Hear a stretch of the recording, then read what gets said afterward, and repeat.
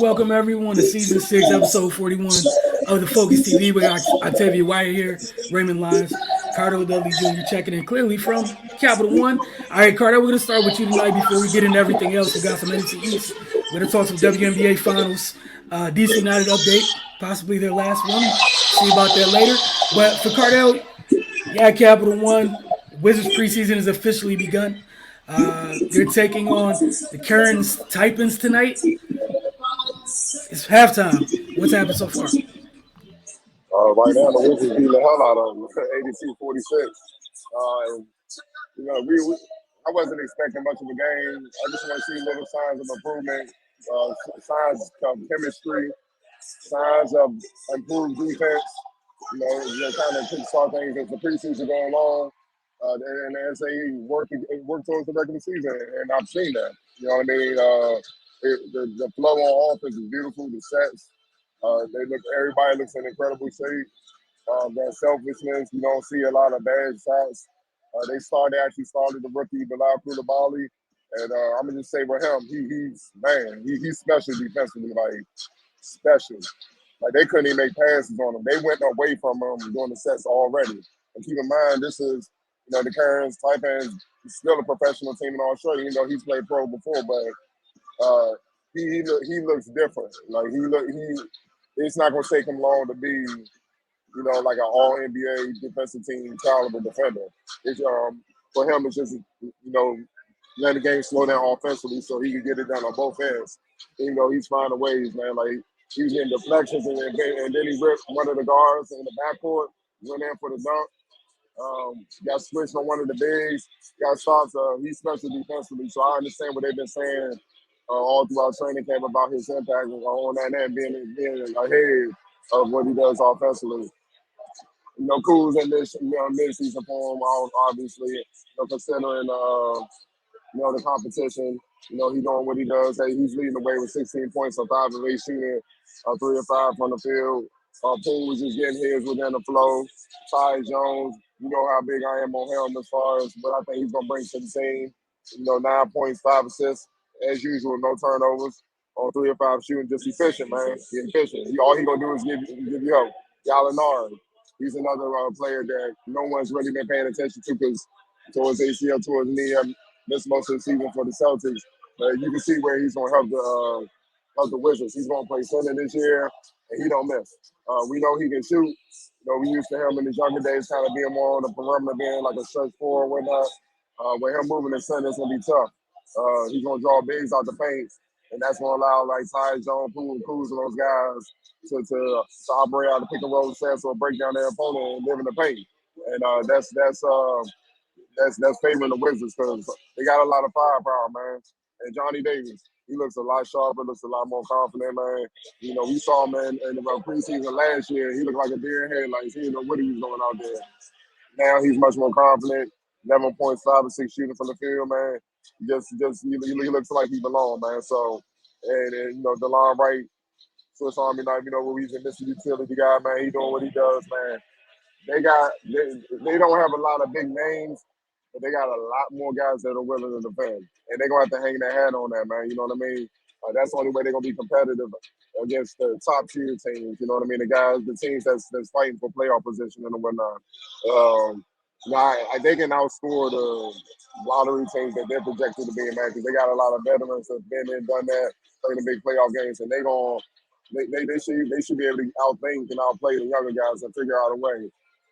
It's the top tier teams, the playoff teams, where they want to play their best game because they may not be as talented as them, more experienced because they got a lot of young guys in the rotation.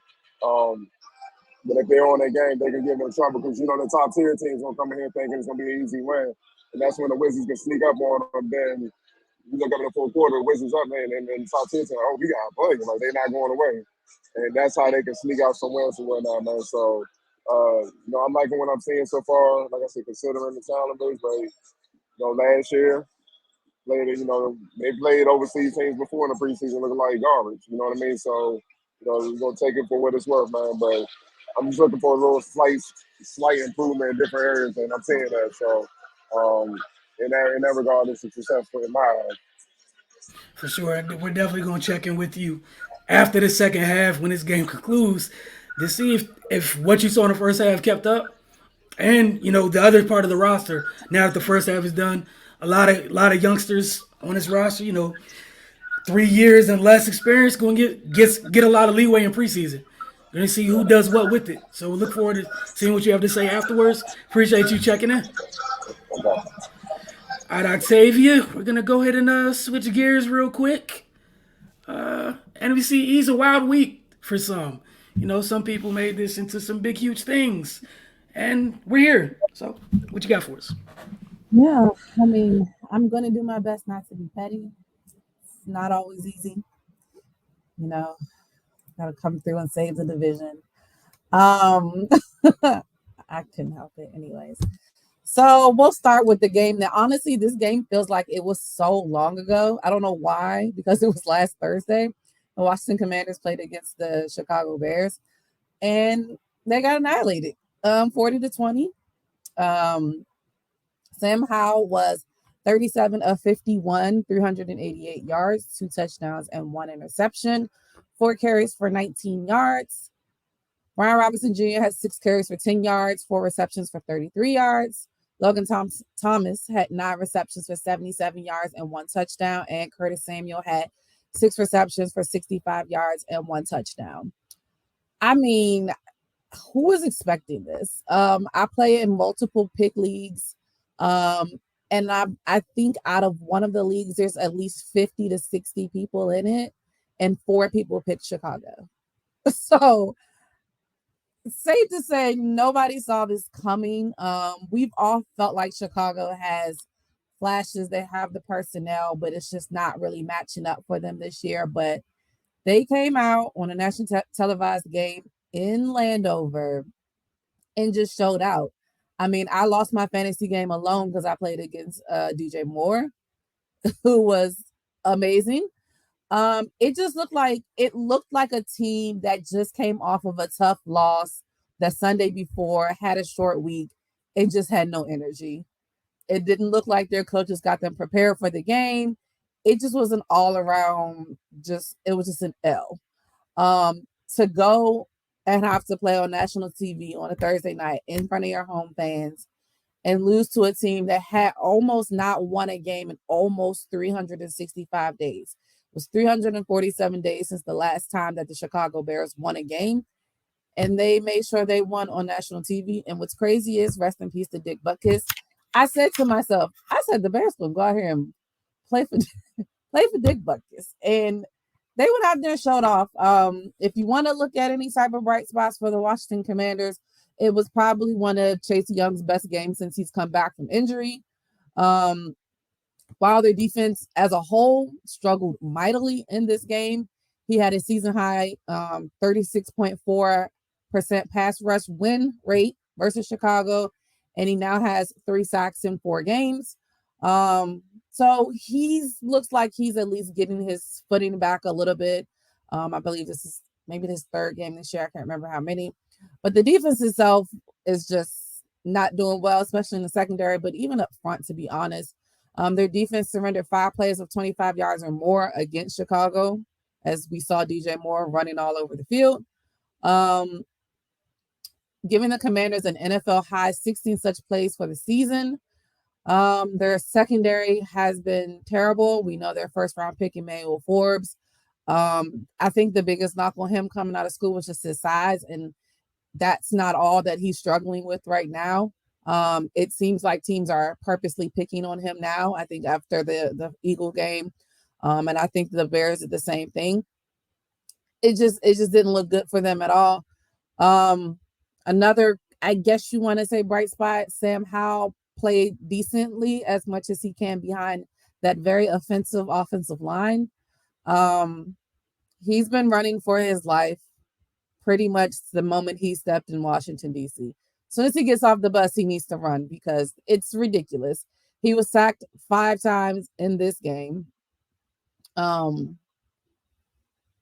I believe it was 5 times. I might have looking at something wrong. I'm sorry. But he was sacked a lot of times. Let's just say that. He's been sacked a lot. Um, yeah, I was right. He was sacked 5 times in this game.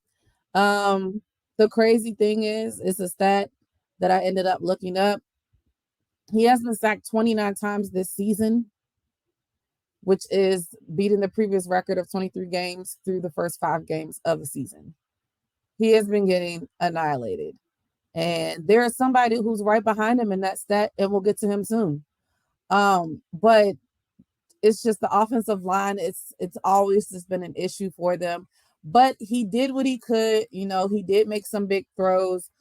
He missed a couple of throws, as you would expect for him to do. But he tried to move around, evade pressure as much as he possibly could. But there's not much you can do when your offensive line is really not blocking for you at all. On the other side, like I said, the defense, though Chase Young had a pretty decent game, as a whole, their defense was just not good. The Bears rushed for 178 yards, making everything look easy. The secondary was struggling. Kendall Fuller, Emmanuel Forbes, Benjamin St. Juice. I mean, there's really nobody to say that had a great game. And even up front, Deron Payne and Jonathan Allen both have saying that they need to be better as a defense. Ron Rivera looks uninterested. He looks like he doesn't want to be there anymore. I don't think his facial expressions changed throughout the game. And we know it's going to be a tough season for him, knowing that they have new ownership and new management and everything that's been going on. There are already rumors that Josh Harris is concerned about ticket sales after back-to-back home blowout losses. So it's not looking too good for them right now. Again, on the defensive side, things were so bad. Chicago was running on 3rd and 7 multiple times, picking up first downs, just running up the gut. And it was just simple. And for a team that had been going through as much turmoil as the Chicago Bears had been going through, it's crazy to think that they were able to come in, play that well against a team that, maybe, again, me being biased, that went kind of toe-to-toe with an NFC top team in the Philadelphia Eagles the week before. So it's just kind of sad that was the way they went out.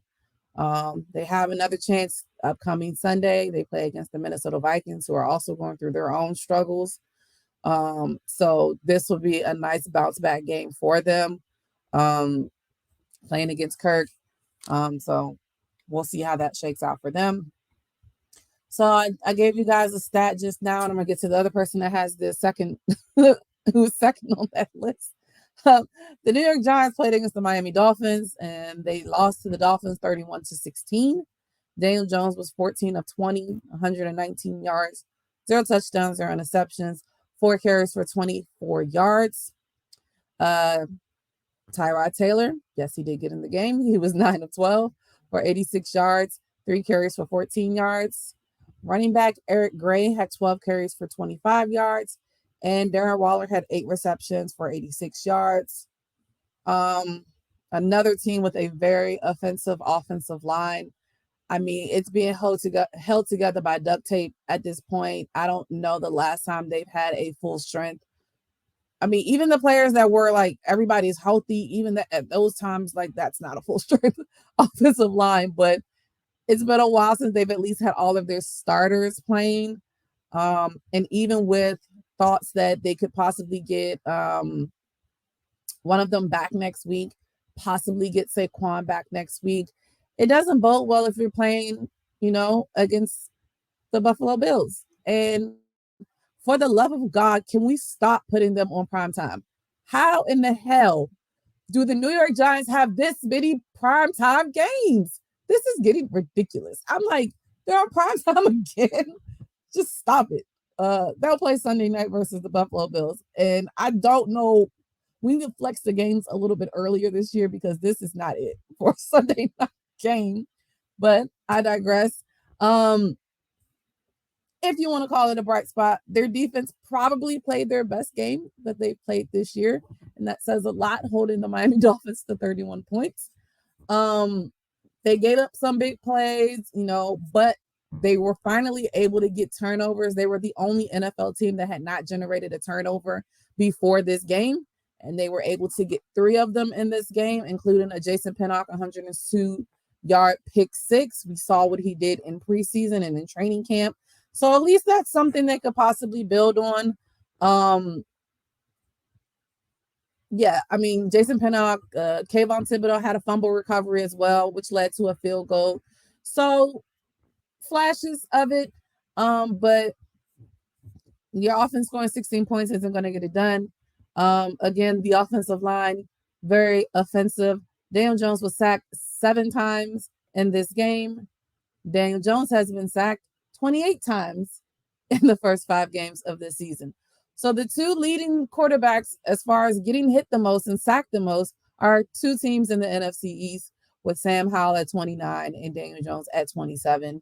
28. It's just wild. I don't know what the evaluators are doing when it comes down to offensive line. It's been porous for a while. Um, I think we all can agree that the Giants probably peaked a little bit early last year, which is probably why they have a lot of these primetime games, because of their record and how they finished last year, but it's not translating over into this year.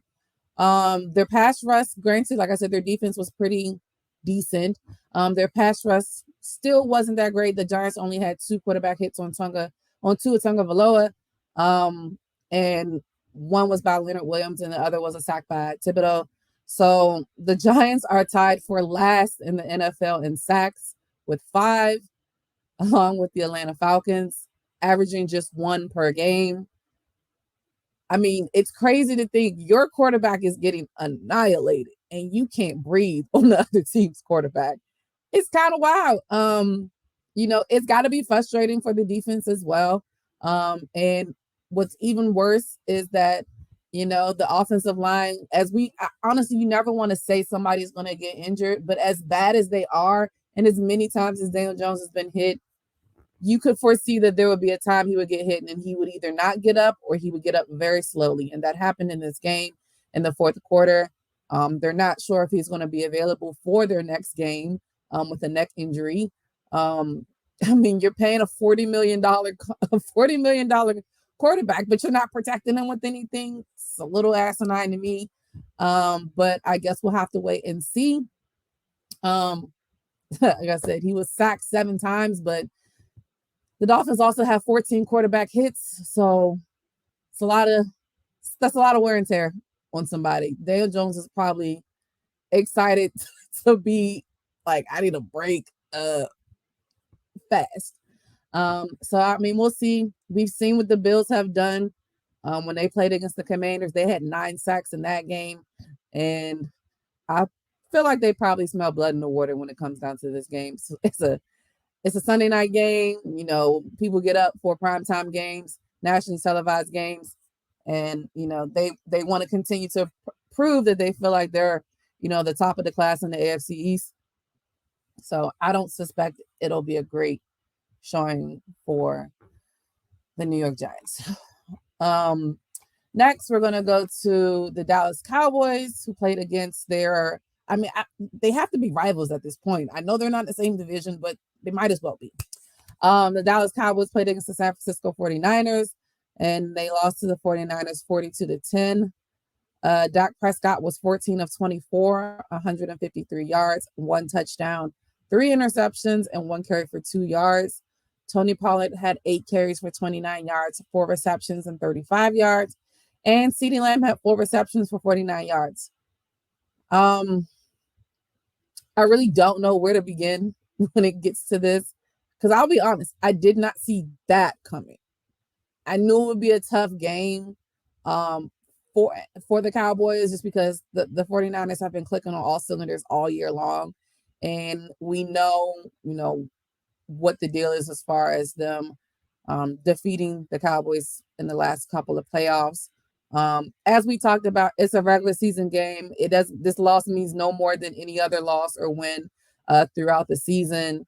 I just think this was a morale thing for them. It's got to be tough to be in a locker room, and it feels like this team just has your number and you can't get over the hump. I feel like that's just what it is.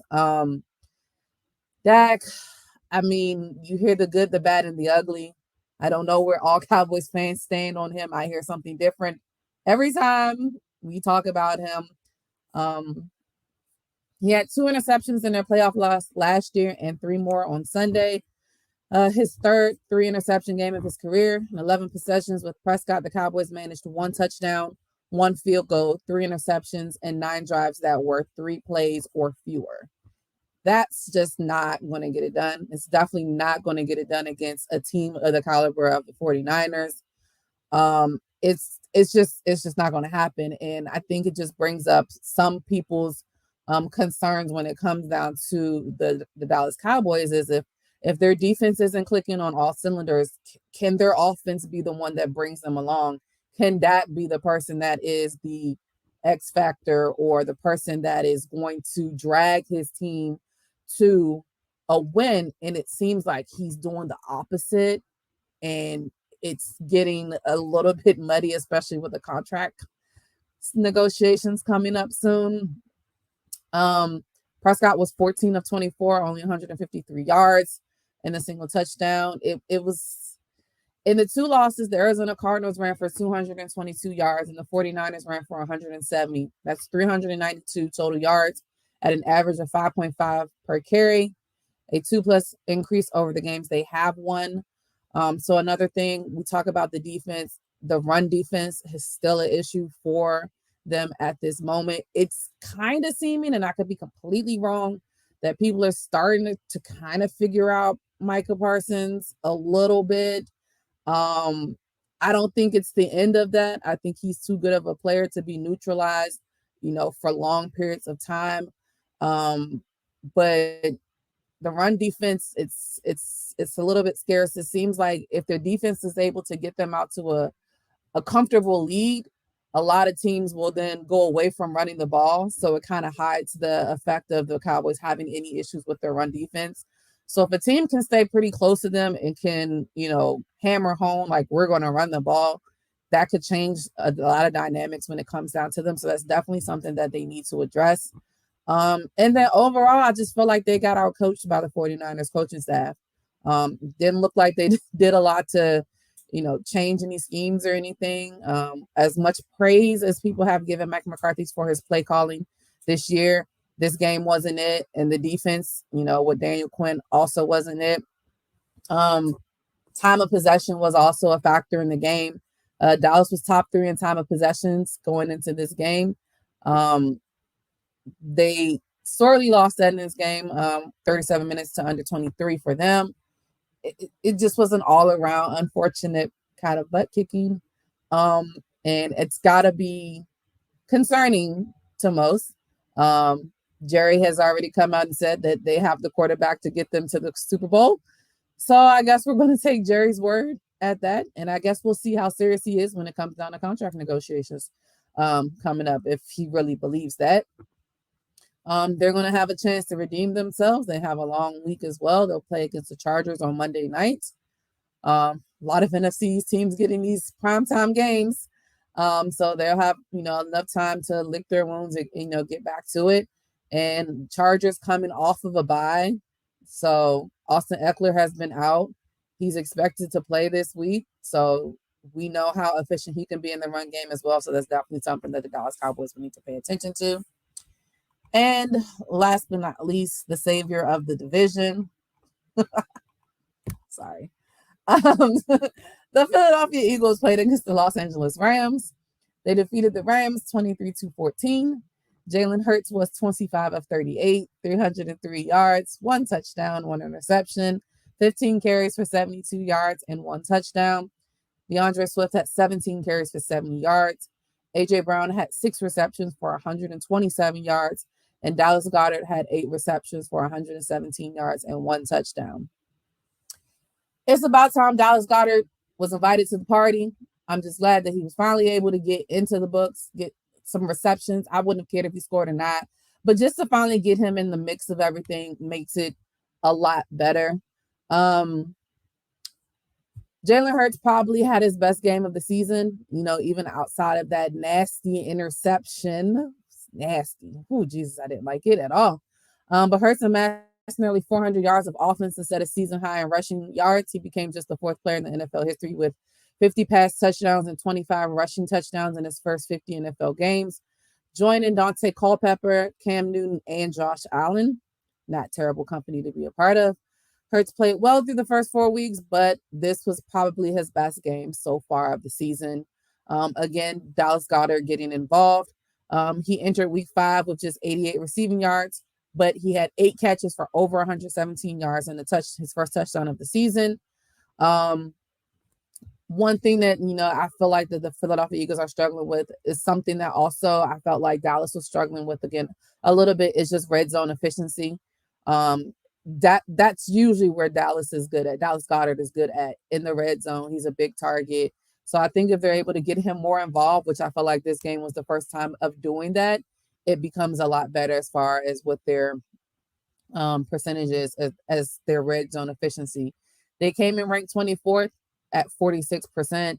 So that's not good either. So hopefully getting Goddard more involved will help them up. The good, the bad, the ugly, our secondary is trash. Um, I'm gonna be completely honest. It's a lot of injuries, and we have a lot of people that just aren't proven. Darius Slay and James Bradbury can't do it all by themselves. Even the rookie Sidney Brown has been out the last 2 games with, I think it's a hamstring injury. And I think he has a nose for the ball as well. But then even the backups that we had at Josh Jobe, Mario Goodrich, have been struggling. I think Mario played this game, and then the newly acquired Bradley Roby, who they picked up from the Saints. Now, granted, I give him a slight pass just because he literally just got picked up. He was on a practice squad, got elevated at the last moment. So of course, give him a little time to get acclimated to the system. But Philly entered the game ranked 30th in passing touchdowns allowed, 9, and yielded 2 more against the Rams. Yes, the slot position is, I don't know what's happening.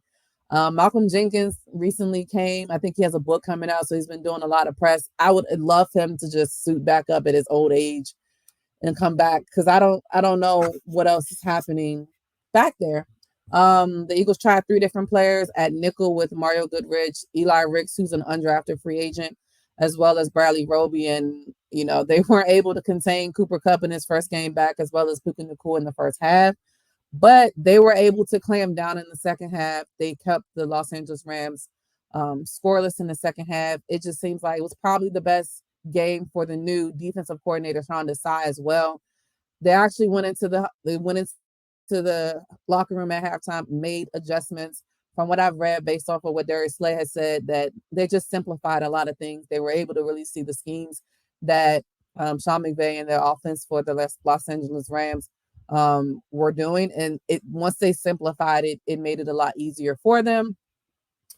I mean, the defense is on fire though. The defense sacked quarterback Matthew Stafford 4 times and helped the Los Angeles Rams to under 60 yards rushing. Jalen Carter has arrived. Maybe I'm being too excited in this moment, but Jalen Carter can be a game wrecker. Him and Hassan Reddick each had 2 sacks apiece, and this was a game that Fletcher Cox did not play in. His first game out due to injury since 2017, I believe they said. It's the first time he's missed a game due to injury. So they're doing great up front. I know it's hiding the fact that we don't have great linebackers, even though Nicholas Morrow has been a bright spot coming in after being drafted and being tapped as the guy that would be the starting linebacker, losing that to Nakobe Dean, and then Nakobe Dean getting hurt and him having to come back into the fold. He's definitely stepped up. He's proved why he's here. He was everywhere as well on Sunday. Jake Elliott still having a great season. He's already won NFC Special Teams Player of the Week twice so far this season. He was 3 of 3 field goals, 2 extra points. So he amounted to 11 points for the Philadelphia Eagles as well. And the offensive line, I mean, they've had some struggles so far this year. And they had a tough task holding down Aaron Donald. They were able to neutralize him. Aaron Donald only had 4 tackles, but nothing really game-changing. And he had 0 sacks. Crazy stat is Aaron Donald has 0 sacks in 5 games against the Philadelphia Eagles. So their offensive line pretty much holds their own when it comes down to defending him, which we know is a task. It's a huge task when it comes to him. So all in all, granted, I don't feel like it's gaudy numbers as far as the score, 23-14, you're looking at it like, and everybody is definitely still trying to see if Philadelphia is going to hit their stride. But it was probably one of their most impressive wins of the year, especially because the Rams have been playing pretty decent so far. Cooper Kupp coming back, that gave them a lot of umph. And we know what the rookie Puka Nacua is doing. I mean, nobody was talking about him before, but he messed around. He might end up into the rookie offensive player of the year awards at some point if he continues it up. But they will have their next test against the New York Jets on Sunday at 4:25 in New Jersey, because they don't play in New York. I have to remember that. So should be a win, but crazy things happen in the NFL all the time. And we see the Jets hitting a little bit of a stride, a little bit, just like a tad bit. I mean, I know with the Broncos, All hard right, for well, them, we but not. I can't let you sit up here and be like they got a test against the New York Jets. So it's very unserious. We not doing that. All right, the Jets have a test against themselves, like internal test. I don't know. No, So it's going to be interesting for all teams in NFC East this week, especially with the standings. I mean, the Eagles are 2 games ahead. So, and then we got some division games coming up soon. I know the Eagles play the Cowboys on November 5th. And I have a bet with somebody, and we can't lose because I can't do what the bet says. I can't do it, guys. hey So, man, hey let's go Cowboys. so if November 6th I'm not here, you know why. Because I Oh, it's a think Monday night game too. I'm pretty sure. I think November 6th is a Oh, Tuesday. Oh no, I let's. lied. So it's November 5th. So that's a Sunday. I would Okay, assume it's the Sunday night game though. okay. Either way, Um, primetime Eagles game. Let's go Cowboys. I I need cannot. chaos. Why would That's you what I say need. that? Let's go Cowboys both times. We'll holler at you and your folks week 13. Let's Um, not. Oh, it's looking. actually not a Sunday night game. It's a 4:25 game. I just pulled it up. Oh, that's crazy. So, yeah, I get to So play at 425. They made us play on Sunday night for no good reason at all. Either way, we'll be moving on. First break. You're watching Focus TV. When we return, get to hear what Ray and Octavia have to say about WNBA Finals. Last time we talked to you guys, we were looking ahead to it. Game 1's over, so can't wait to see what these two have to say about that.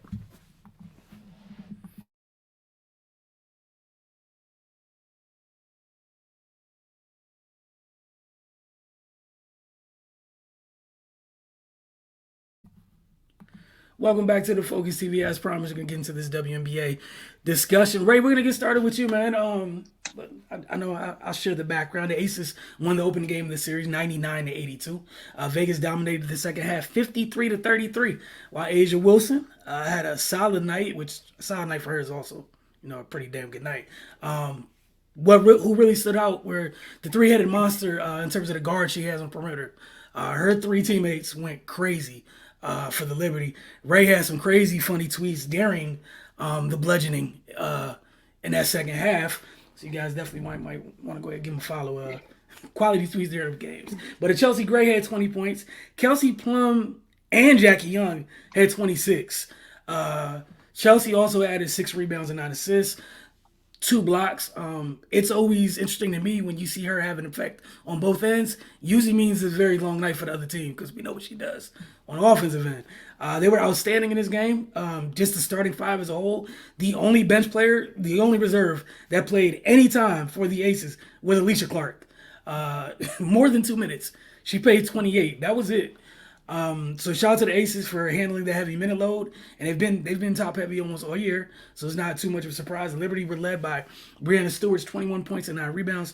Jonquil Jones had 16 points and 10 rebounds, and Marion Johannes had 14 off the bench. Game 2 is Wednesday night. So first off, Ray, want to get your thoughts on Game 1, and then any thoughts you have leading into Game 2. I mean, I just think the Aces saw what everybody else saw, and like where they have the clearest advantage is the backcourt. They look like they just made up in their minds that the Liberty couldn't guard them, and they went out and operated as such. They were relentless from jump. Kelsey and Jackie Young and they just attacked. And yeah, man, it was a long night for Sabrina and company. I mean, I think we talked about it last week. It's a tall task. It's going to be a tall task for them to stay in front of them. And yeah, we must have had a crystal ball because yeah, they slaughtered them, man. Um, to get that type of production from three players, it's tough to win a game like that. And then not only offensively, I think those three stepped up defensively as well, especially Jackie Young. Um, we talk about the Liberty size a lot, and it looked like they were intent on trying to get them on the switches, and get Brianna and John Quill on post ups against those guards. But when they did, it wasn't easy. They were fighting for position, and making their life tough, and just being that physical the entire game. Like it's first, it probably they were probably shell shocked because I mean John Quill is what 6'6", Stewie is 6'4". They weren't expecting to have to work against Jackie Young and Kelsey Plum. So I mean, hats off to the Aces, man. They look like they had a plan in place and they executed it. Without Marine Johannes going crazy from three, this might have got ugly a little earlier. So yeah, man. So the Aces look like they're on a mission to repeat. I'm sure they have a lot of bulletin board material. Um, everybody knows what what goes into that. This is not the time nor the place. But yeah, man, I think just from the outside looking in and seeing how they talk and seeing how they carry themselves, they probably feel like they're being disrespected, for lack of a better word, man.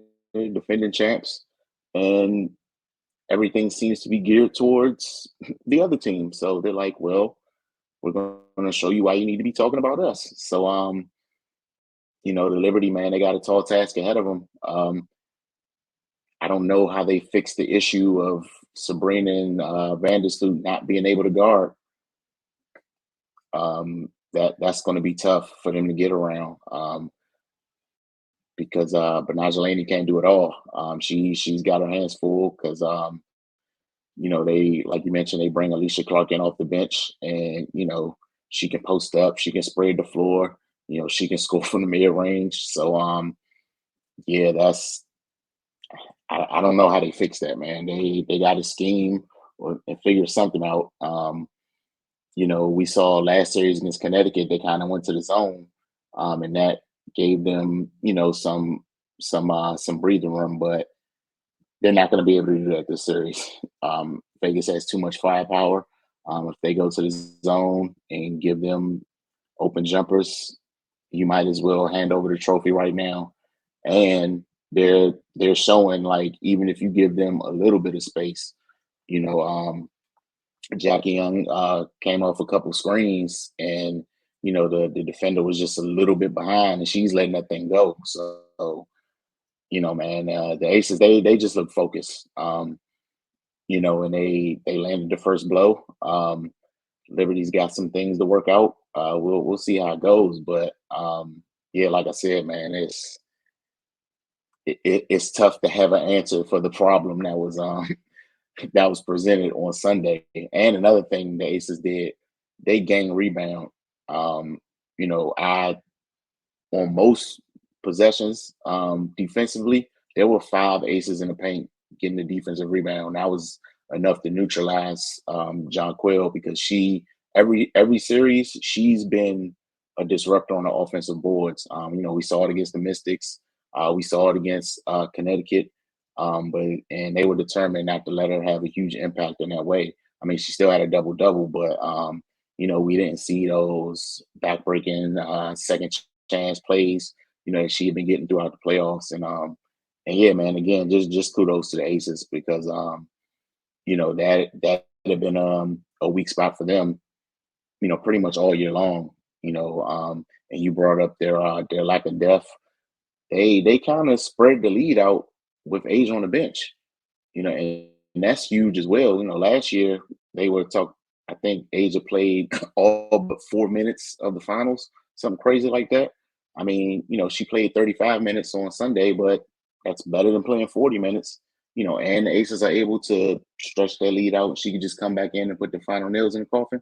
So, yeah, man, it looked like the Aces they're trying to repeat. New York's got a tall hill to climb.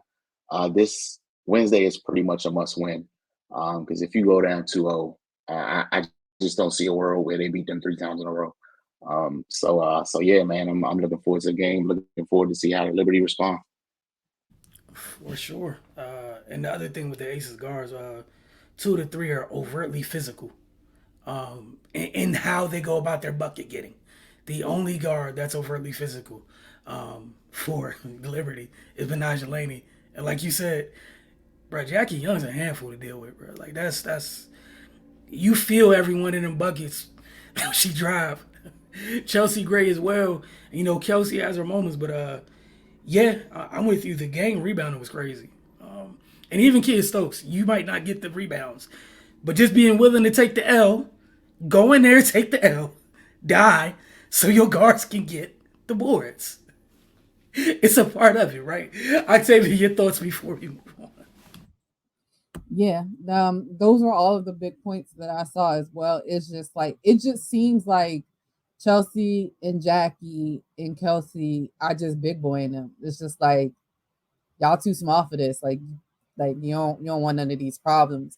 And I could tell that they kind of turned it on. Even reading some of the stuff, Becky Hammond was saying that how, in the games that they played against them this year, Sabrina Ionescu has pretty much gone off on them, scoring at least 22 points in every game. So she went to Jackie and was like, "You got to stop her."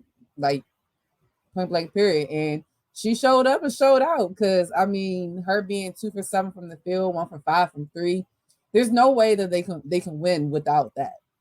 If they can stop, I mean, I say no way because we know what John Quill can do and we know what Stewie can do, but they need that extra boost from Sabrina. And if they're stopping that and then they can't stop them in return, it's just not going to be enough. I mean, you talk about how great Kelsey, Chelsea, and Jackie played. Uh, which one was it? Kelsey was like 1 of 7 for three. Imagine if she made three more of those. Like, that's wild. She still dropped like 26, 20, whatever it was, and still was only 1 for 7 from three. And we know she's a better shooter than that. Um, yeah, it's gonna get real dicey if tomorrow night goes down as an L for the New York Liberty. Because, like Ray said, and I 100% agree, I can't see them beating them 3 times in a row. I just can't see it. Um, so Brianna Stewart's going to have to put a cape on. Jonquil Jones is going to have to. And I know Benaja Laney said that, she felt like she didn't play her best game. So she needs to be ready to come back. And she definitely has, to me, like you said, she's the only other one for them in their backcourt that is going to be physical with Chelsea Kelsey or Jackie. So she definitely has to do a lot. But Sabrina and Sloot got to do something, to help her in that department because their backcourt going off like that. Like you said, Asia had a cool 19.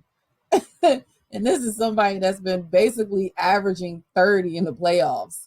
So she could get it going whenever she wants to. And it's not going to be pretty. So they got a shot just because they have the player personnel to do it, but while they put it all together, we always forget about chemistry. The Las Vegas Aces are a well-oiled machine. If somebody's lacking somewhere one night, somebody else knows exactly what that is, and they got their back. And unfortunately for the New York Liberty, they don't have that time yet. It takes more than a season. They don't have the same,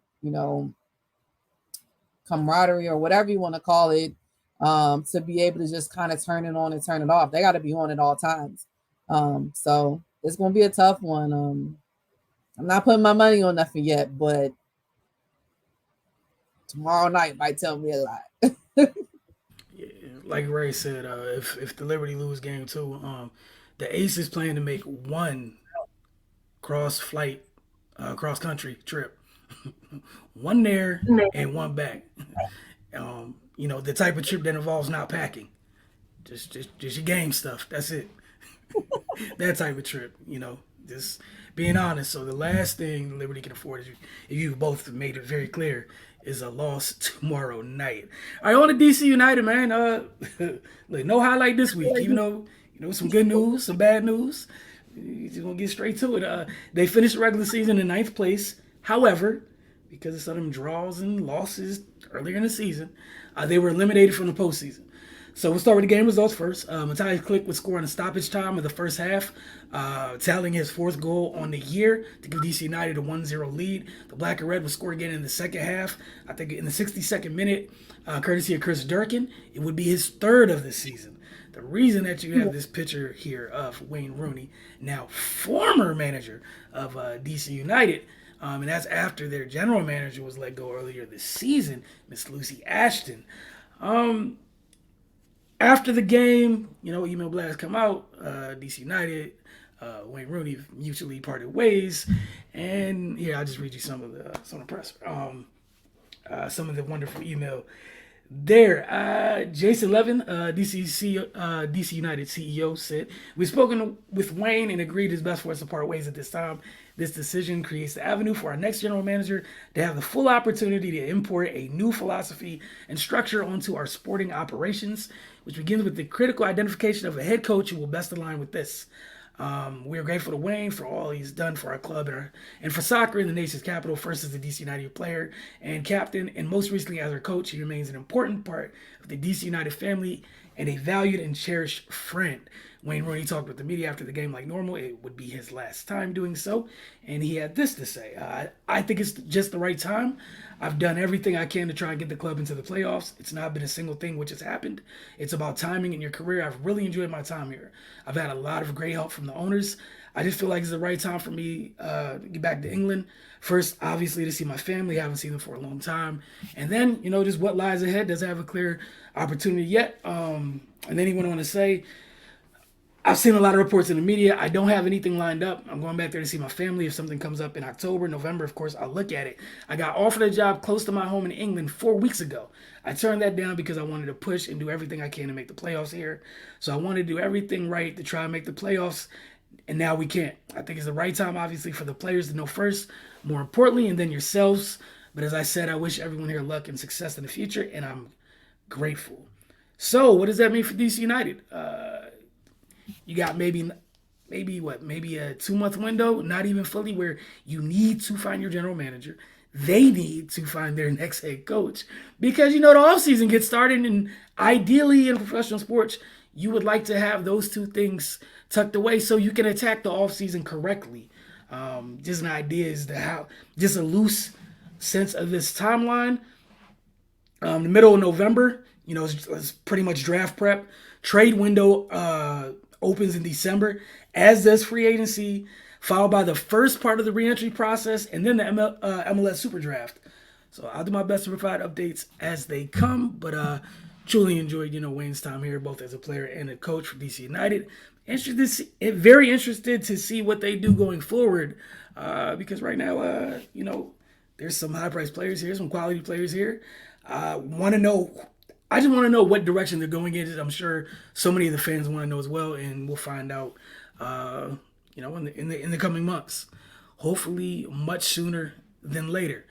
We're gonna take a second break. When we get back, got a couple rapid fire questions for you guys. Hopefully, nothing too crazy. Ray, the first one probably has something to do with, number 11, since he keeps talking in the media. So we're gonna get to that. And then, I'm gonna ask you guys a question about the Minnesota Vikings, because I just want to know what the heck they plan on doing after Octavia with the sign off the early. But you're watching the Focus. We will be right back.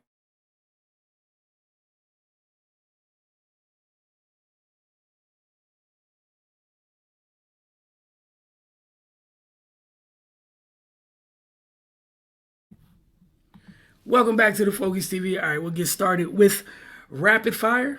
All right, look, we're going to start here. I thought it was done and then it continued, so that's the only reason that we're talking about it, because it turned into just way too much, man. All right, Micah Parsons has a podcast, as so many athletes do these days, because we're in very weird times where current players want to talk while they play, and I don't fully understand it, nor do I like it. But either way, he had thoughts on George Kittle wearing an F Dallas shirt under his jersey, which he flashed after one of his 3 touchdowns. Parsons goes on to say, I just feel like he's making it way more personal than it had to be. Kittle's my guy, but I'm going to say this. Laugh now, cry later. We got something for that. Just trust. If we see them again, just trust. You're going to make it personal? We can make it personal. So then George's teammate, Tyshawn, you guys might also know him as Debo, followed up with this comment after he found out what Parsons said. And Debo said, it was already personal before the game started, and now it's 42-10. I don't think you want to see us again. It might be a little worse. I don't know what you're trusting. He's talking about we trust, laugh now, cry later. I mean, I don't think y'all want to see us again. So I just want to provide some background for the F Dallas shirt. Mike is young, so I know he has no idea about this, and I'm not gonna blame him for this part of it. This goes back to the olden days when it was a true rivalry and the teams were taking turns ruling atop the NFC. The Niners were known as the team of the 80s. The Cowboys were known as the team of the 90s. Sometimes they swap players, and when they swap players, those players cause devastation for the respective teams. It's just how things went. Charles Haley, Deion Sanders, nobody liked each other for good reason. Because, literally, those people kept you from doing the whole championship thing, which you've come to like and enjoy. So I'm sure Mike is not fully aware of that, but George was pretty much saying, I'm just a mild internet troll. I was just paying homage to Gary Plummer, who was a linebacker on the 94 Niners, where he had that shirt, during warm-up. He had that shirt on during warm-ups before the 94 NFC Championship game, which, again, just the background. But thoughts on Parsons' comments or Debo's or George's with the shirt or anything, if any, because I just don't understand how we're in this day and age and this even matters, considering whatever the result of the game was. Why do the words need to continue if none of the Ray, your thoughts?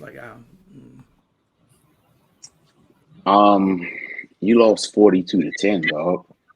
It's nothing to talk about. I don't understand why he thought anything he said would be relevant after that. I mean, and when's the last time Dallas even has beaten the 49ers? Has he ever beaten the 49ers in his career? So, yeah, dog, it's just I don't understand, man. Bring Shane back. There was a time when you lost 42-10 and you just didn't say anything because it's nothing to say. Just take it out on the next team. And then when you see him the next time, try to get yours back. But talking after that is not an option. So yeah, I don't get it. I don't understand these guys. They need to start rationing out this podcast equipment because this is getting out of hand. Dude, 42-10, man. It's nothing to talk about. It's absolutely nothing to talk about. But yeah, and like you said, Wilson, there is some history between these two teams. And there's some recent history. San Fran has knocked Dallas out the playoffs, I think, the last 2 times. So yeah, it's not surprising that George Kittle had shirt on. So I don't know why Michael Parsons is so offended. You lost 42-10. It just take your L, man, and move on. I don't know how this would make him feel better. You got dogged and then you go on a podcast, well, whatever, man. We'll see. Should they play again? But history tells us it usually doesn't work out too well for the Cowboys recently. So, more power to them. I tell you, As me being the unbiased party in this, I know you ain't just say unbiased.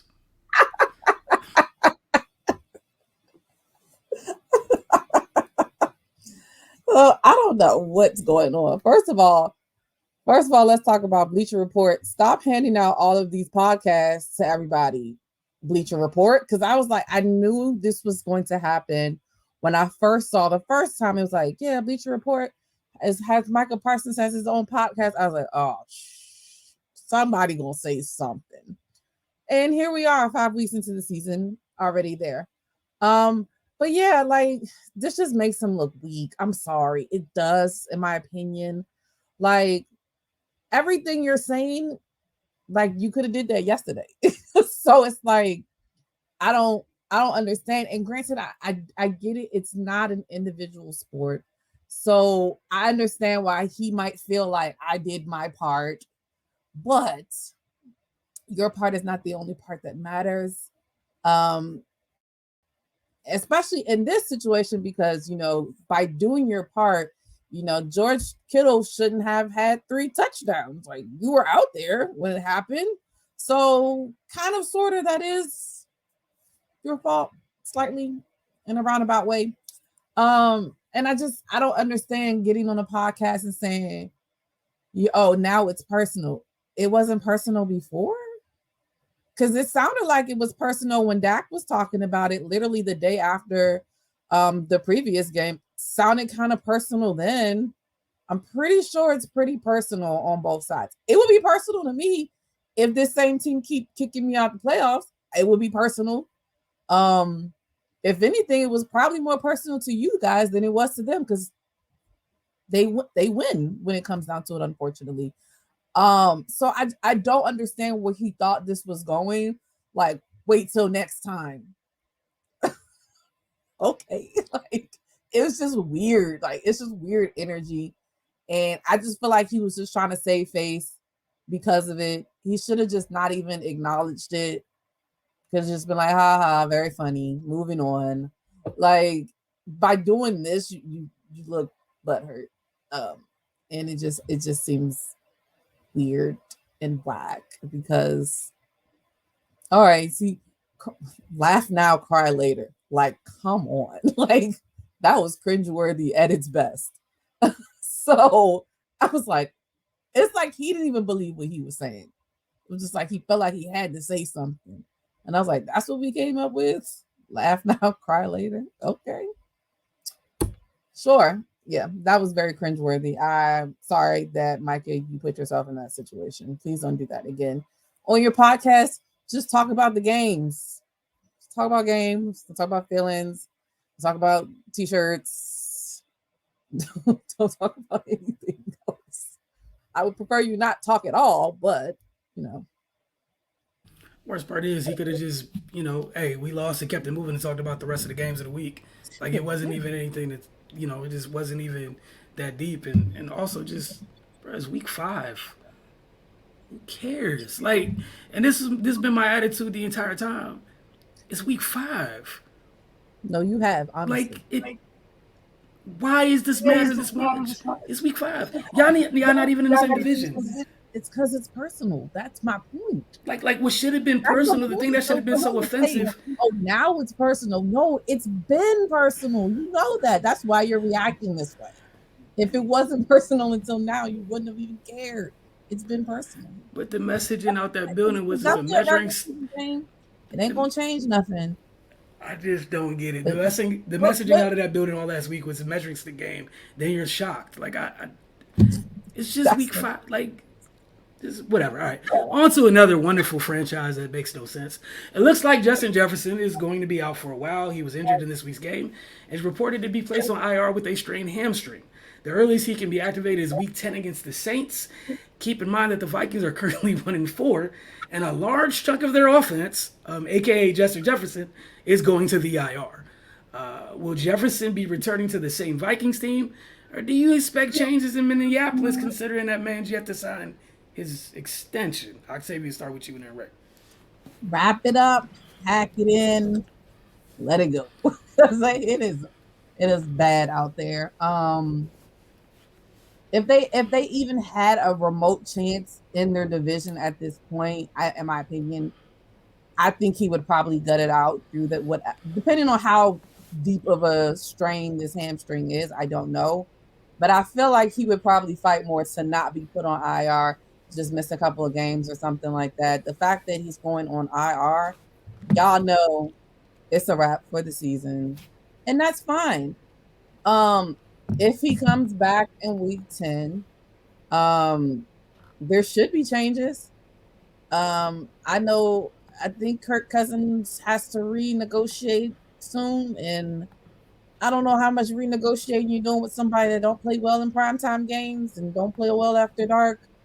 Um, I feel for Justin Jefferson because I mean, granted, he's made a name for himself. I mean, I don't say playing with Kirk because Kirk is not terrible. Let me not do that. He's not terrible, but he's also not going to be the reason why you win. He might be the reason you don't lose.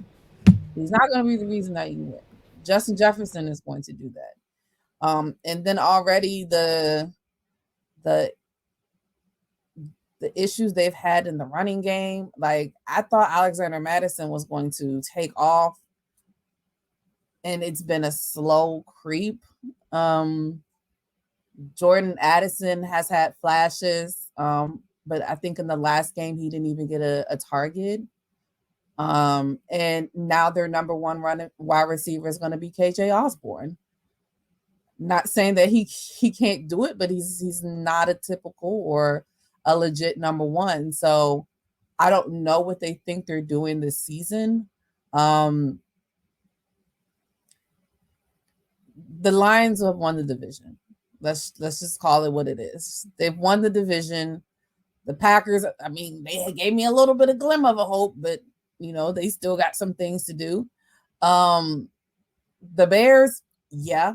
And then the Vikings. So we should all just be preparing for next year. And I wouldn't be surprised if his hamstring's not really that hurt.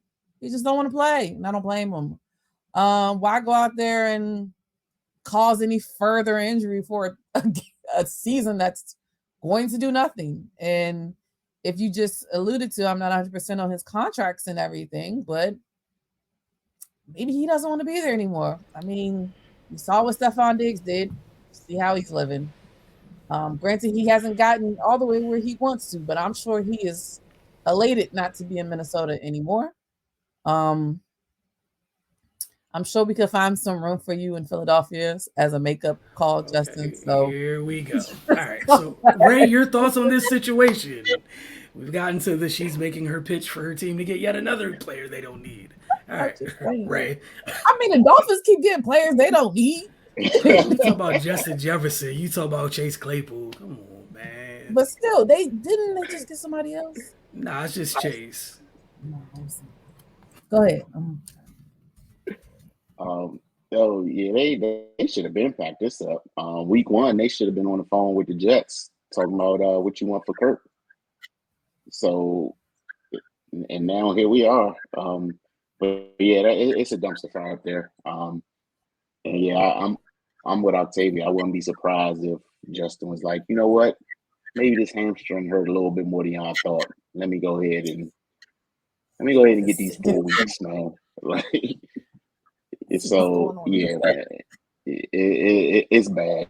It's bad. And yeah, this is it's a team trending in the wrong direction if I ever seen one. So yeah, we shall see, man. And definitely wouldn't be surprised if some changes are made by the time Justin's available again. Yeah, why not get the hamstring healthy for possible forcing your way to your new team, right? Why not? Right. Seriously, I hope Jalen. Oh wait, and my bad. I was thinking about the other team that be getting stuff that they don't need no more of either. Your team, y'all got Randy Gregory. I was like, for what? But okay. Hold on, real quick. My simple rebuttal: if a team showed up and was like, "Hey, we got a player, we're gonna pay $10 million of his contract. You can pay the vet minimum. It costs a 6th-round pick." Ray, what you supposed to do? You just helping. You being a good Samaritan in that situation. What you? You just got to take it at that point, man. Like, if somebody's like, "Hey, look, we don't want this," and you like, "What's wrong with it? What's it gonna cost me?" "Oh, no, we'll take care of the cost." You just gonna take it. It's free 99. Last topic before we get out of here. Octavius, stop here. You got a whole Jalen Carter and Jordan Davis. Matter of fact, you have half Georgia's campus on your team. Like, just stop. And you gonna have more of them as the years go on. Like, I know y'all not done. Harder for us. Jesus. Y'all got a whole pipe. Y'all got a whole farm system called the University of Georgia. There was a new WNBA franchise announced last week. Warriors co-owner Joe Lacob has stated that their new organization will bring home a title within his first 5 years, similar to what he told fans when he bought the Warriors in 2010. We see how the Aces have definitely benefited from a quality owner that is not scared to put up money and spend it. We hear all the time about how players rave about the facilities in Vegas, and clearly, what they spend on their staff in terms of keeping the players healthy, whatnot. Look, the clock doesn't start till 2025. We also do know that Golden State's considered as one of the more quality organizations on the men's side of things. We know they put their money where their mouth is around those parts. Octavia, we'll start with you. Actually, Ray, we'll start with you. Is Joe Lacob going to deliver? I mean, his track record says yeah. So I have no reason to doubt him. Once they announced that that's who will be getting the franchise, I was like, I had the same thoughts you did. We look at the two teams in the finals and look at who their owners are. That says it all, man. Two owners that invest in their team as they should be. And it's sad that they're the outliers. That's what they're doing should be the bare minimum for a professional team. So I'm glad that with the WNBA expanding, they're putting the franchise in the hands of somebody that's going to make that type of investment, because that's what those ladies need, man. Like, so yeah, I wouldn't be surprised, if he delivers on that promise. But I wouldn't be surprised if he doesn't, because the Aces are still young. So you're gonna have to deal with them for a long time. But yeah, no, it's great to see the league expanding. Hopefully he'll come in, and we already know, by the way the Warriors are ran, they don't care nothing about no salary cap or none of that. They stroking checks over there. So hopefully you see a new team come in, and that puts a little pressure on the other owners. Especially with the way this season is played out. Joe Tsai, he's not been shy about investing in his team. And Mark Davis, he hasn't been shy. So I think we could be seeing a tide turning in regards to how WNBA franchises are run. It's got to start somewhere, man. And what's going to be happening is we're going to see players flocking to these teams that give everybody their own locker. So yeah, but like the Aces facility, that thing is gorgeous, man. They deserve it. So I see that level of investment happening for this new franchise, and hopefully it'll start to progress things, where they need to be with the other teams. Because what's going to happen is you're just not going to be able to compete, if you're not, putting that level of attention into your team. And so unless people are going to want to continue to not win, they can just go ahead and treat their WNBA franchise like a stepchild, where all the people that are investing are getting rings. Facts. Octavia? Yeah, I mean, if I was coming out of college and I had a chance to go play for the Golden State, whatever they're going to be named, sign me up. Because you know how they get down out there. They about winning, and that's what I want to be associated with. So I think it's great. It's been far too long since they've had an expansion team. I think I read that they were also considering maybe a team in Portland, which I also think would be a great market for them too, because Portland doesn't really have anything outside of basketball. So having another basketball team there would be a good look for them because I think they pretty much just watched the Blazers and the Timbers, which is their soccer team. So I think that would be a good look for them as well. But I think I love it. What I love the most about it is that it's just going to give more women opportunities to play in the league. You know, we've seen over the last couple of years with the roster cuts, and you know, we looking at first rounders 2 years ago getting cut and not even being able to play. So I like the fact that it's at least expanding. You know, to have 12 more women to be able to play in the league. Hopefully, they eventually expand the rosters for everybody, so that way we can get some more talent in as well. Um, but yeah, I mean, I don't doubt him. Like you said, his track record shows that he can definitely do it. But you know, you are going to be over there with the Monster Aces, and there are a lot of top tier players getting ready or deciding to come out of college soon. So who knows? Maybe some holds off. I know 2025 seems so far away by saying it, but it's really not. So it'll be here before you know it. So I'm super pumped to see a new team in the fold, and I'm excited for it to be 2025 so we can see how it all goes down because these last couple of expansion teams, you know, especially the last few ones have been in Vegas. I mean, the Golden Knights already won a chip. The Las Vegas Aces already won a chip. These expansion teams not coming to play. So I would expect nothing less than an expansion team being in Golden State, knowing the pedigree that they have there. Yeah, I'm with you guys. I think he'll probably get it done because there's significantly less teams, and his money's not getting shorter. Um, just gonna throw that out there. And also, Ray, you used a great word earlier that you would hope comes back into today's sports. Shame, bro. Joe Lacob's the wrong type of owner to have in a sport.